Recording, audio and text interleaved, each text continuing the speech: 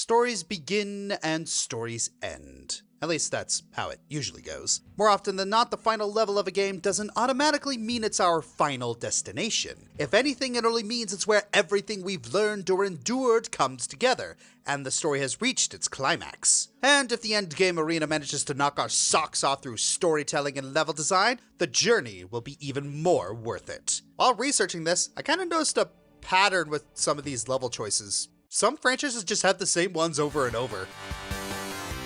Bowser's Castle, Hyrule Castle, the moon, Death Egg, Victory Road, Victory Road, Victory Road, Victory Road, Victory Road. Okay, so uniqueness isn't a strict requirement. Victory Road, Victory Road.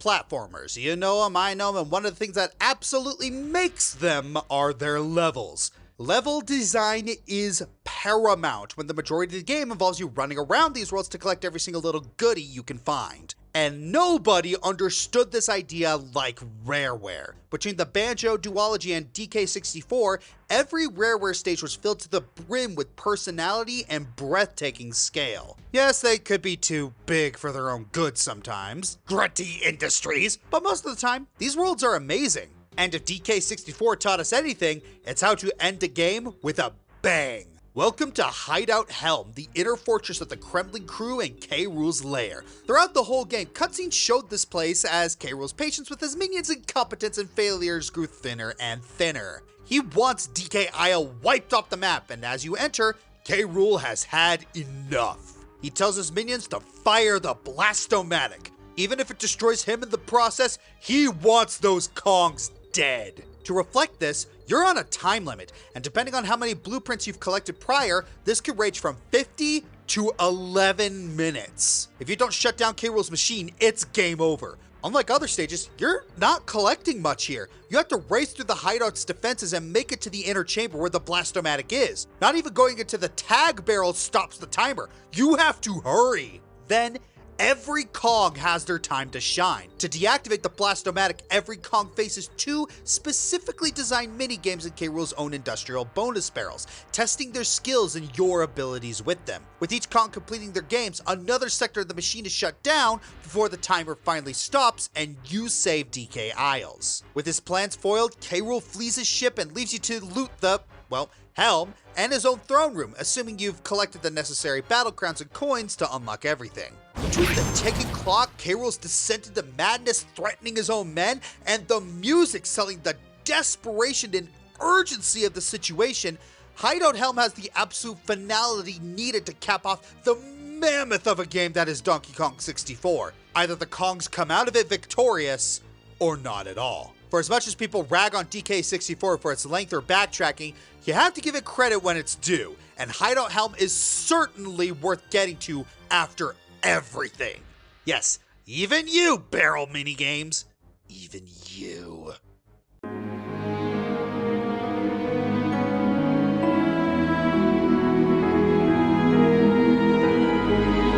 With a game series as rich with intricate levels as Pikmin, it's only fair that the last hurdles of these games would really put your resources and strategic knowledge to the test. Unfortunately, we can't put the Final Trial or Formidable Oak here, since they're both boss levels, and Wistful Wild would have made it in if not for that dang groin!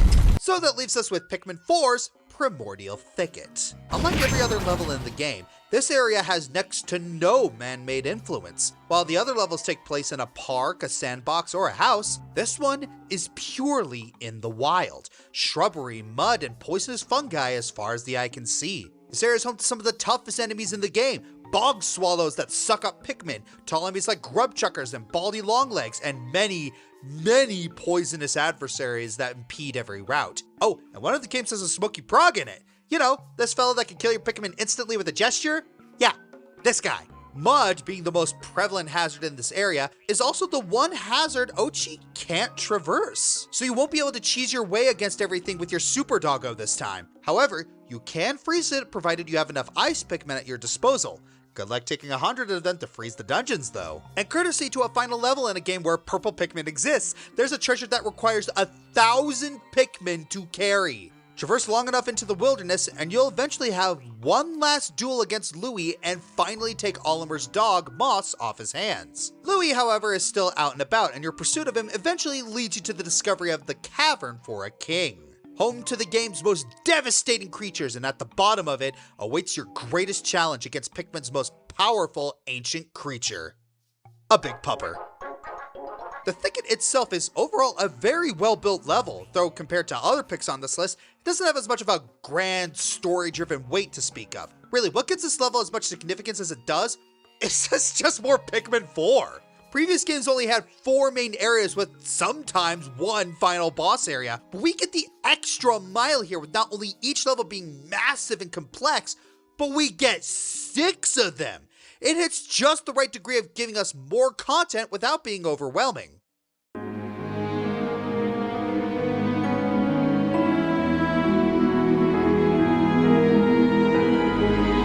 When it comes to the endgames for the Pokemon franchise, most of the time they follow the same formula. Grind your way past every gym leader, traverse your way through Victory Road, beat the Elite Four, and claim your crown as the champion. After that, the main story is usually over, and all that's left is post-game content or finding/catching the legendaries. Scarlet and Violet, however, changed the formula in a major way. The story doesn't end with you becoming the champion. Instead, once you complete the 3 major storylines, there's one last part of Paldea left to explore.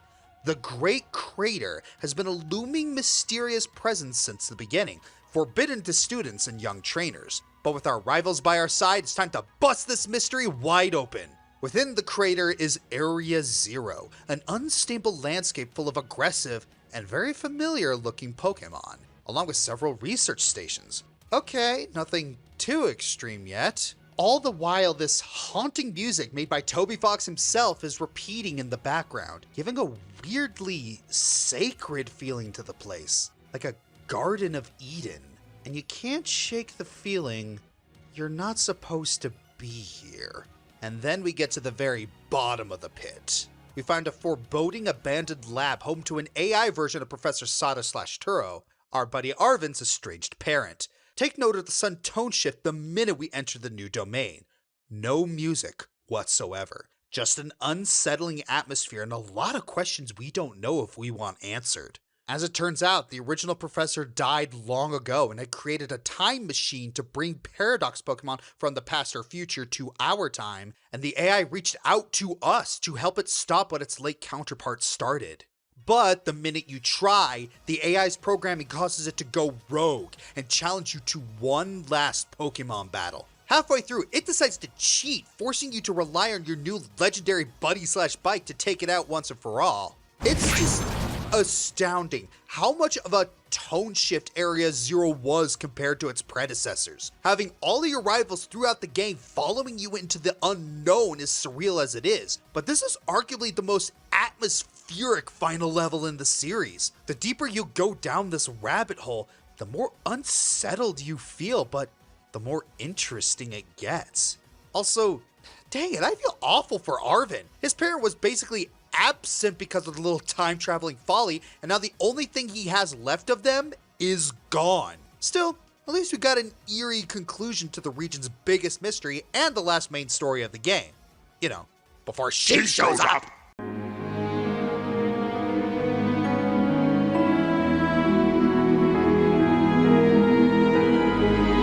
The Zelda series is in absolutely no shortage of amazing dungeons. You check the book on legendary adventure game areas, about 50% of that thing's gonna have the various landmarks found in 3D Zeldas, and the 2D ones ain't lacking either. It's a bit of a tradition in Zelda to have the final dungeon be some sort of corrupted version of Hyrule's capital. Hyrule Castle shows up as a dungeon in so many games, We could make a countdown alone of top 10 Hyrule castles. But let's not have another mini countdown inside a countdown, because one Hyrule castle stands head and shoulders above the rest.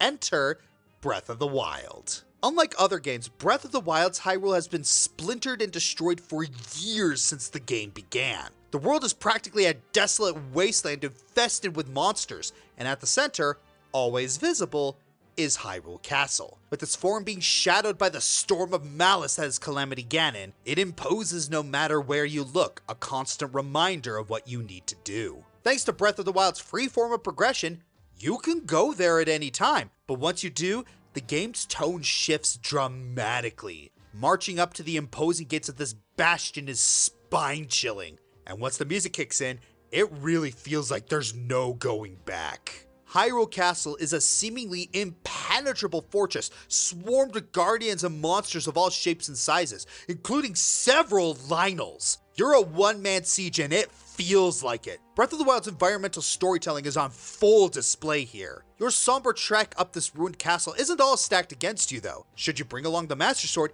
it permanently glows at full strength at all times so long as you're here. And in the basement, guarded by a Stelnox, you can find the iconic Hylian shield, which in this game has such high stats, it feels like it'll never break. Make it to the top though, and you'll find Calamity Ganon, incubating in the center like some pulsating organ. And if you didn't commit yourself to purging Hyrule from the Blight Ganons, they all show up, one by one, to defend their master. The sheer flexibility of Hyrule Castle's level design also makes it pretty fun to do challenge runs, where you ignore the main quest and run straight for the center with 3 hearts and a dream. Remember, you can tackle this at any time. That said, the entire game builds up to this moment. Blighted Hyrule Castle doesn't feel so much as a level as much as an event, a goal in itself. With the hands-off approach to storytelling this game gives, Hyrule Castle manages to tell a story on its own with just the music, the atmosphere, and the level design. Against all odds, the hero of courage has appeared once more to restore this ruined land and destroy the evil that's plagued the world for generations. It's absolute cinema.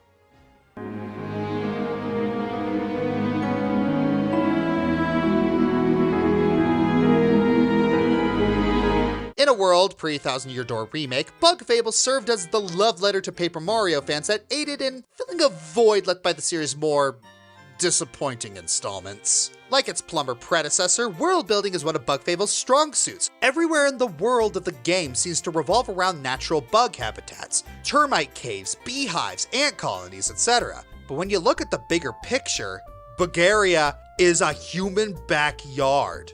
What a twist! Those aren't random walls next to the desert chapter, it's a sandbox. Why is there a random body of water? It's a pond. Talking a lot about big worlds for small creatures today, aren't we? Of course, every backyard is always behind something bigger. Something a little more close to home. At the end of Chapter 5, after chasing the Wasp King to no avail, our heroes learn he's headed for Rubber Prison and subsequently, the Giant's Lair, in hopes of seeking out the everlasting sapling. Their chase takes them there, and the Giant's Lair is an abandoned human kitchen. We are the Giants. The Giant's Lair, aka the Deadlands, is Bug Fable's final ace where the bulk of the game's creep factor can be found, complete with outrageously buffed enemies and...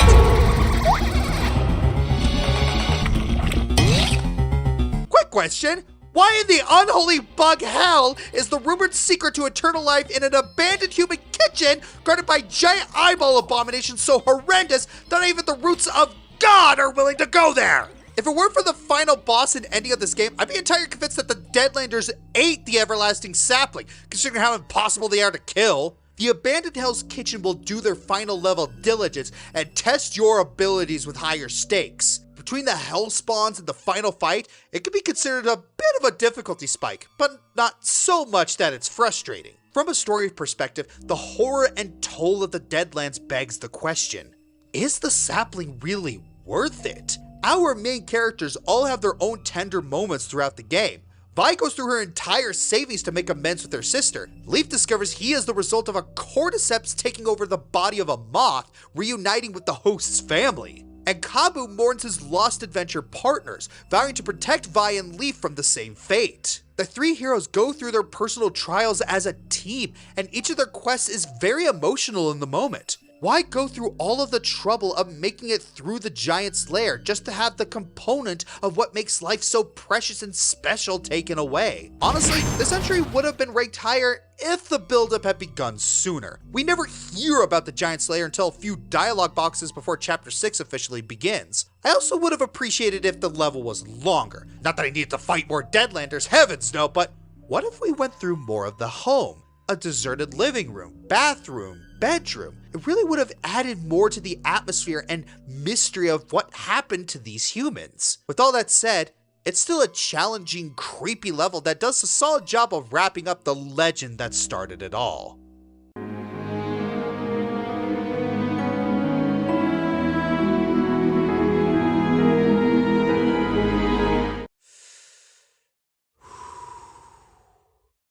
You can do this.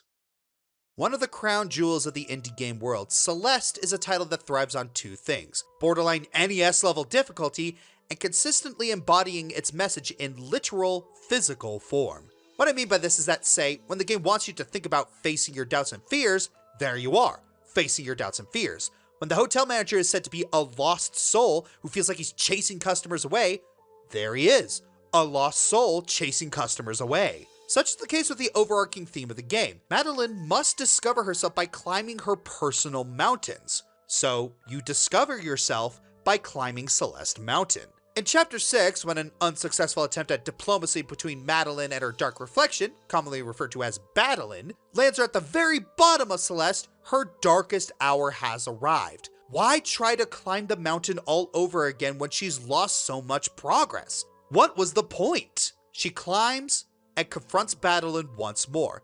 The end of their battle results in a beautiful scene with Badeline more or less conceding, and Madeline comforting her with the knowledge that she isn't the bad part of her, just a different part that she must learn to understand and work with.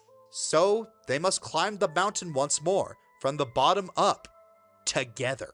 Chapter 7's summit was Celeste's marathon, before Farewell wrung us dry, taking us through slightly altered segments of each game's chapters at somewhat harder difficulties, ensuring that you must master the game's platforming core to proceed. It's an example of reused content done well, which we definitely need more of. After making it through mirror segments, get it, of the 6 chapters, the true summit begins. Most of the segments are quite enjoyable, really showing how this game's design knows how to make intense difficulty appealing.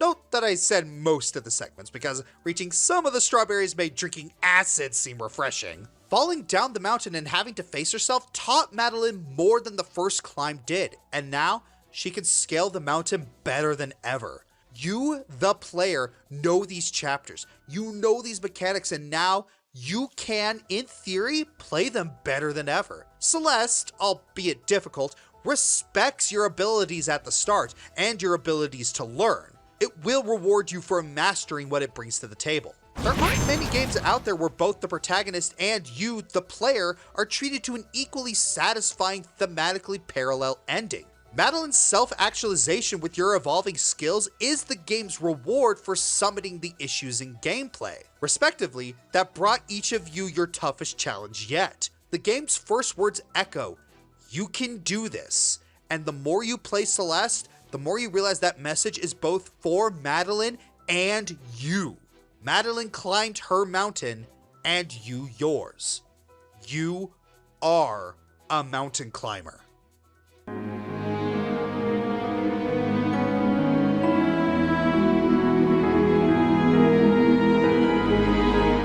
Hey, as part of a cross promotion for Starfire vs. Blaze, this guy's going to be doing the reading for this segment. Check out his channel here. They do awesome comic dubs. Anyway, back to the video. I am so happy that we've been getting a Mario RPG renaissance over the last year or so. Super Mario RPG and Thousand Year Door were fantastic remakes, and I heard Brothership is getting good reviews too. That one doesn't count.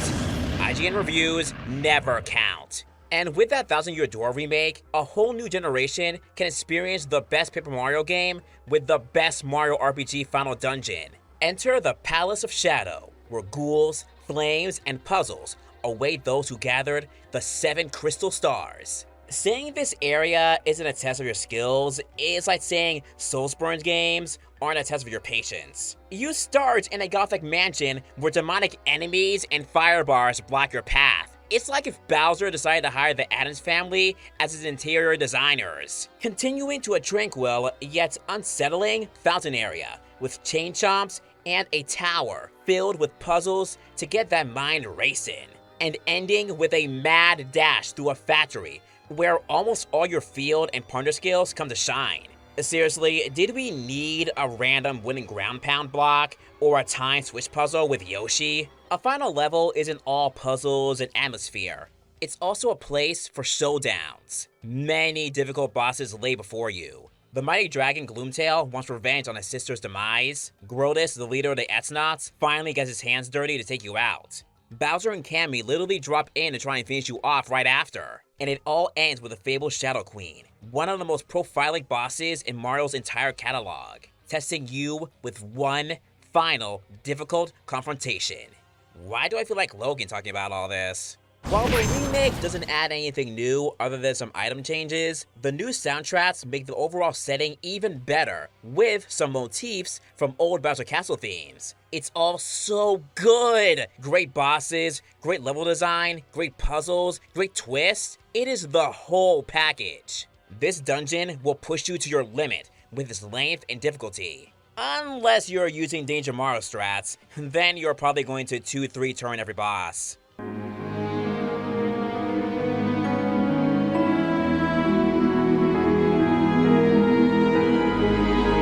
I wanted to include at least one Mass Effect finale, but I couldn't decide between the first and second games, so I decided... ¿Por qué no los dos? Both is good. The race against time in the first Mass Effect has us back on the Citadel, trying to get the Council's help against the Reapers, except they're kinda freaking useless. The Reapers arrive and it's up to you and your troops to fight through them in a massive cinematic blitz. Then we must make a critical decision. Do we risk everything to save the Council, or let them die? Meanwhile, in Mass Effect 2, the final venture is a literal suicide mission where you and a team of your choice must rescue the captured humans from the Collector's base. Given the name, it's a pretty safe bet that someone's gonna die. Unless you made a lot of smart calls and a lot of friends along the way. More on that in a bit. So why do I have these two in one entry? What do they have in common? The consequences of our actions! And it's only going to get worse from here. A lot of games like to dangle the idea that your choices matter in the long run. Choosing the right action or the wrong dialogue tree can drastically affect how the rest of the story plays out. The Mass Effect series loved to toy with this concept, and it shines really well in these two final levels, because with every decision, lives are at stake. Going back to Mass Effect 1, the fate of the Council rests in our hands. Putting aside our own feelings for them, and trust me, we have plenty, letting them live guarantees that they finally start taking you seriously. Ah yes, Reapers. Bostet.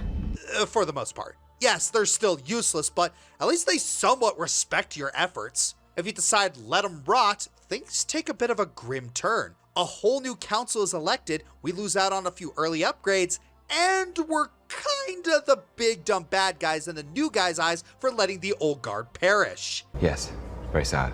Anyway. Yeah, the council doesn't play that major a role in 2 and 3, but our decision drastically affects the status quo for the next two games. Suicide Mission in Mass Effect 2 is appropriately named and is a testament to how essential your choices are. Picking the right teammates and securing their loyalty is critical from the game's very beginning. Make the right calls while winning everyone's trust? Happy ending to all. Everybody lives! Inversely, well, need I say more? I couldn't pick one final level over the other because they're both great at building tension and keeping us on our toes with decision making. One small mistake could alter the status quo for the rest of the trilogy, or frickin' yeet everyone out of this plane of existence. Plus, it's always nice when the decisions actually matter instead of trying to trick you. Future video? Maybe? More likely than you think.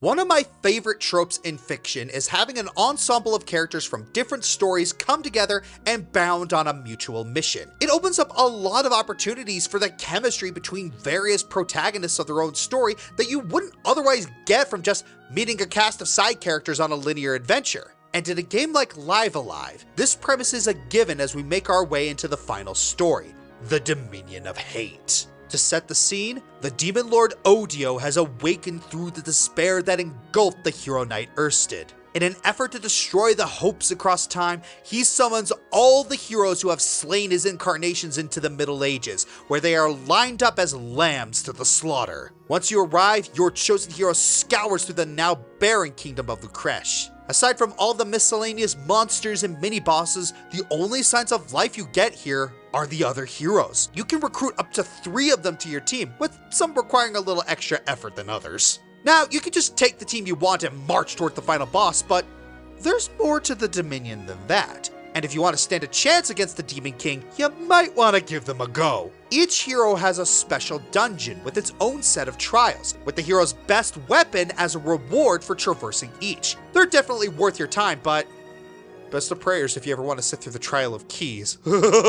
Once you have everything you need, all that's left is to give Odio a good smack in the face. By which, I mean the eyes, the mouth, and the mole. Take down his legion one more time, set the knight free, and the heroes prevail. And here's the most interesting part. Depending on which hero you chose to lead with, Erstid gets a good variety of receptions as he grieves. We have some who sympathize with him, those who understandably don't, and some who relate with him so much that they're like a reflection of what he could have been if he hadn't lost his way. This is what makes this finale so special. It may not be a masterclass in terms of level design, but the way it culminates all of its stories together for a payoff that's worthwhile for everyone involved is phenomenal. If you just trim down a few tedious parts, this would be the perfect cap off to a journey for an ensemble of heroes.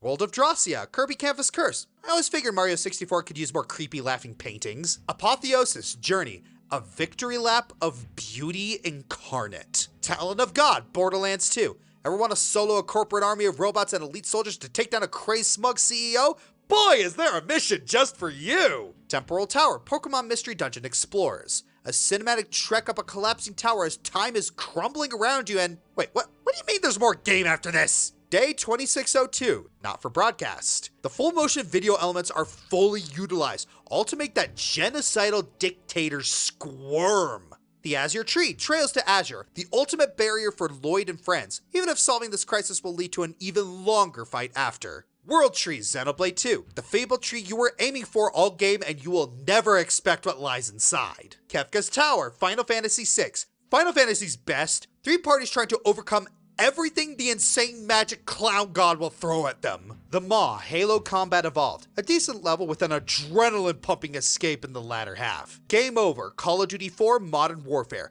an actually fun turret section combined with a well-designed desperation event and a satisfying villain death.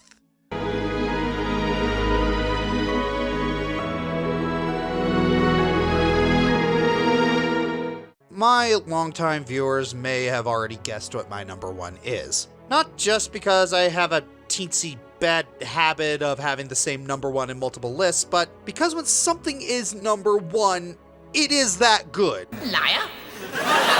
Or in my case, I might be biased. Who knows?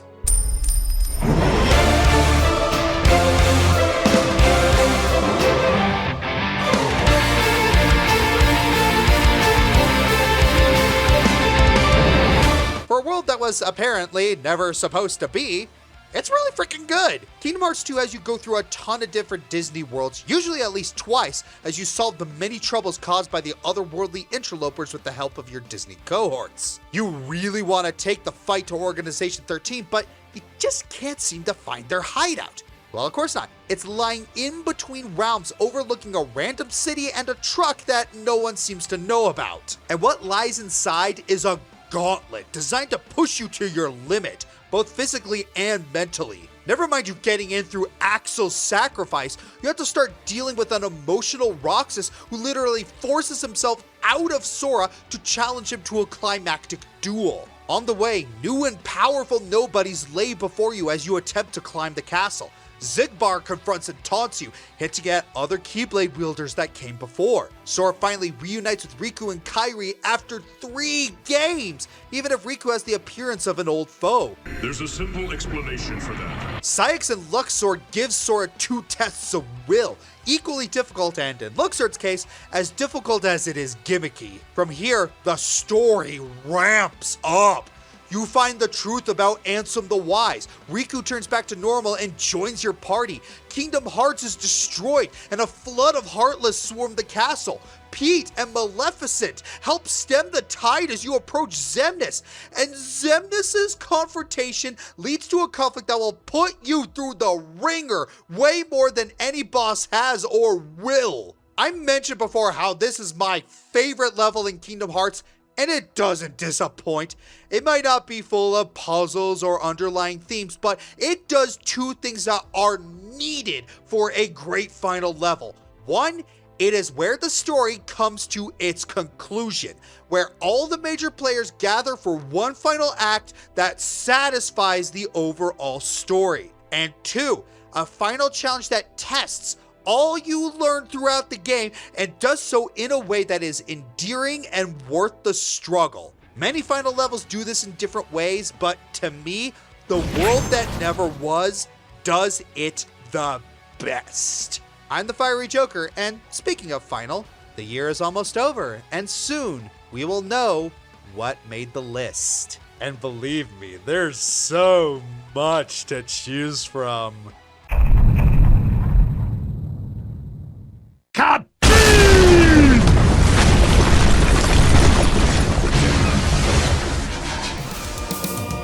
Hey everyone, this is Josh. If you like this video, please like, subscribe, leave a comment, and share the video around. Please check out my other social media like my Twitter, Twitch, and Tumblr.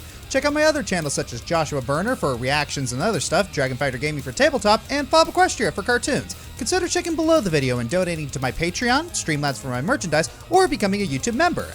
Thanks for watching.